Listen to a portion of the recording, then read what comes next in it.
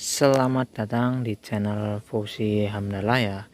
Kali ini kita akan mencoba untuk berusaha ya, berikhtiar ya. Bagaimana sih cara untuk menanam singkong ketika di sini banyak tikus ya. Jadi ini usaha saya ya.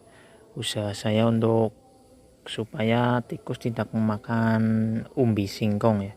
Jadi yang pertama adalah ketika kita baru menanam singkong seperti ini, biasanya tikus tidak akan garuk-garuk ke sini ya, karena memang tikus pun tahu kalau di sini masih belum ada singkong yang jadi.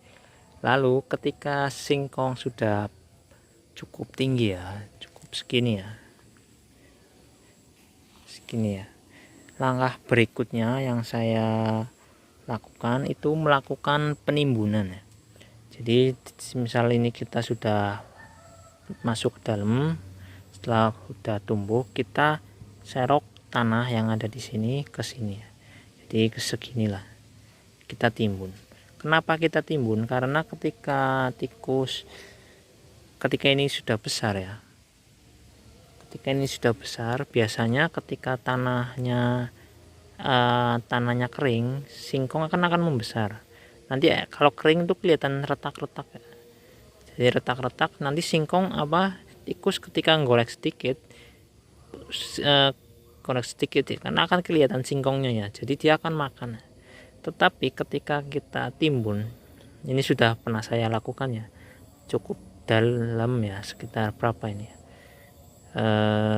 5 cm ya, 5 cm ya, segini ya, 5 cm atau bisa lebih tinggi ya. Ketika ada yang menggaruk sini ya, kelihatannya bekas garukan tikus ya, tetapi dia tidak menemukan singkong dalam segini ya. Yang biasanya ketika dia garuk ada singkong, tetapi pas dia garuk belum kelihatan singkongnya, dia akan mencari singkong yang lainnya. Itu yang pernah saya amati ya.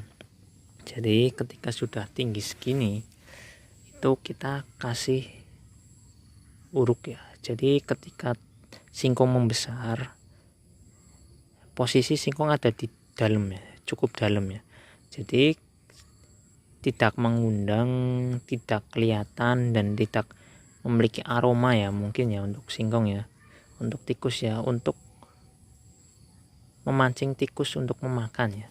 Ketika ini digaruk-garuk ternyata belum ada singkongnya, maka tikus akan mencari yang lebih mudah ya, dia akan berkeliling ya. Tetapi untuk beberapa tikus ya, mereka pun akan, ketika sudah semuanya seperti ini kan mesti akan lebih dalam lagi ya. Langkah berikutnya adalah, seperti ini sudah cukup efektif ya, tetapi ada langkah berikutnya ya. Ini kita menanam tanaman yang cukup berbau ya. Ini serai. Ini serai kan masih kecil ya, jadi kalau udah besar kan sekeliling ini akan dipenuhi tanaman serai ya. Jadi ini tumpang sari harapannya ya. Ketika tikusnya menggaruk ini kan pasti akan terkena akar sini ya. Akar serai atau daun serai ini kan berbau ya, berbau serai ya. Ini harapannya itu singkong akan pergi ya, tidak makan ya. Ataupun kita juga menanam ini serai ya, baru kita tanam, ataupun kita menanam kemangi.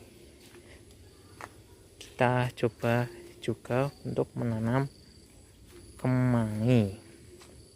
Nah ini untuk kemangi, akar mungkin tidak bau ya, saya belum pernah makan yang bagian sini ya untuk kemangi ya.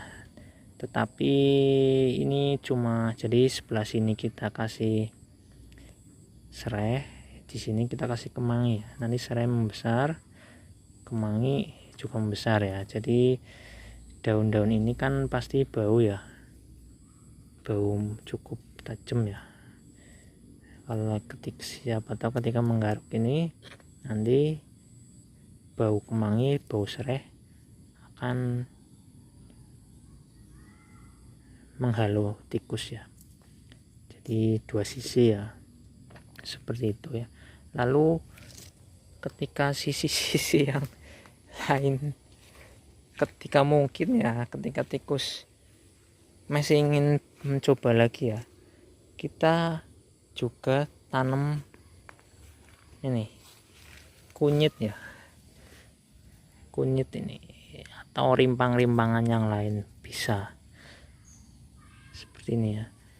Jadi ini serai, ini misal apa tadi kemangi ya, dan sisi yang satunya kita kasih kunyit ya. Jadi misalnya ini kan posisi singkong ada di dalam ini, lalu kita kasih gundukannya kita tanami ini kunyit ya, atau temulawak atau apa ya yang ada di dalam ya.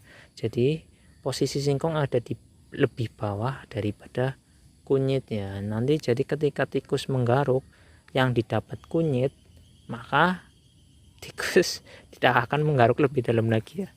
Itu usaha saya ya, dan sampai saat ini belum ada yang dimakan ya, karena memang singkongnya masih kecil ya. Karena ini juga percobaannya, tetapi memang yang gundukan itu sudah cukup membantu ya. Nah ini untuk usaha yang berikutnya ya, seperti itu ya. Jadi ketika sudah berumur 6 bulan, yang kita panen serai, kunyit, daun kemangi, dan juga singkong, seperti itu, seperti ini nih. Karena tanaman-tanaman yang kita tanam sangat mudah ya, sangat mudah ditanam. Dan apakah ini mengganggu pertumbuhan singkong? Mungkin mengganggu dalam hal nutrisi ya, karena memang mereka pun membutuhkan nutrisi ya. Tetapi untuk sinar matahari tidak ya, karena singkong lebih tinggi ya, serai segini, singkong kan pasti lebih tinggi, tumbuh lebih tinggi. Sedangkan untuk umbi kan kita taruh di bagian bawah ya, umbi kan bawah, lalu kita misal umbi ini ya, lalu kita kasih tanah setinggi ini, kita tinggikan. Nah yang bagian ini yang kita tinggikan, kita otomatis kan ada kunyit, ada serai ya, akarnya ya. Harapannya singkong ini hanya menyerap nutrisi yang ada di bawah, dan yang atas diserap oleh serai dan kunyit dan kemangi. Itu yang saya usahakan ya. Jadi daripada membasmi